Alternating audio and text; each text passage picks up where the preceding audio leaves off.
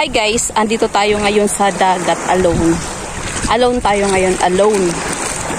May ipapakita lang ako sa inyo guys kasi doon sa may bato.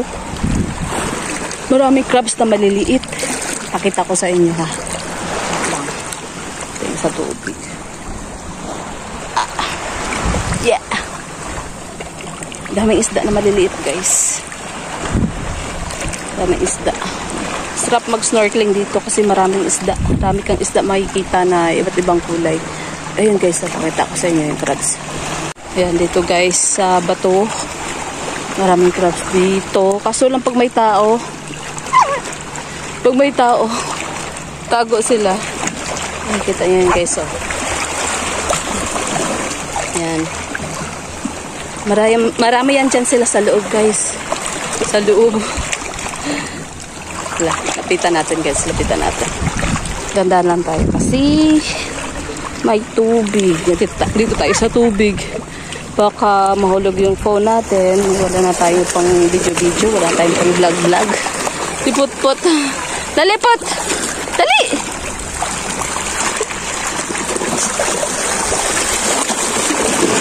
Sa tubig guys. Andito ito sa tubig.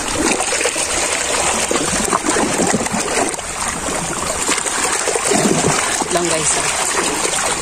Hindi makita, madilim. Marami sila dyan guys sa loob guys.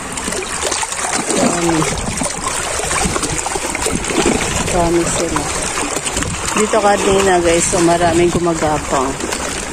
Dito banda maraming gumagapang. Para ka tayo iba. Yun. Ay. Pag may tao kasi, tatago sila kaagad eh. Crabs na maliliit.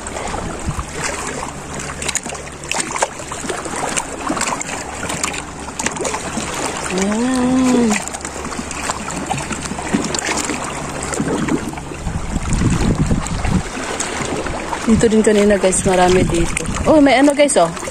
May ay, akala ko origin. Ano lang pala, balat. Ano kaya to? Up.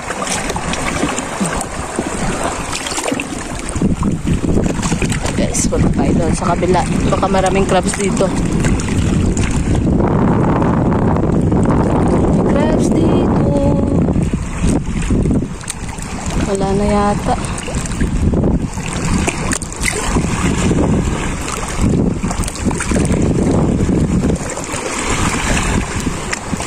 I don't know guys, marami. Layo kasi dami nila. Pag may tao kasi ano eh, tatago sila eh. Talangka yata tawag dyan. Ay, talangka. Dami doon.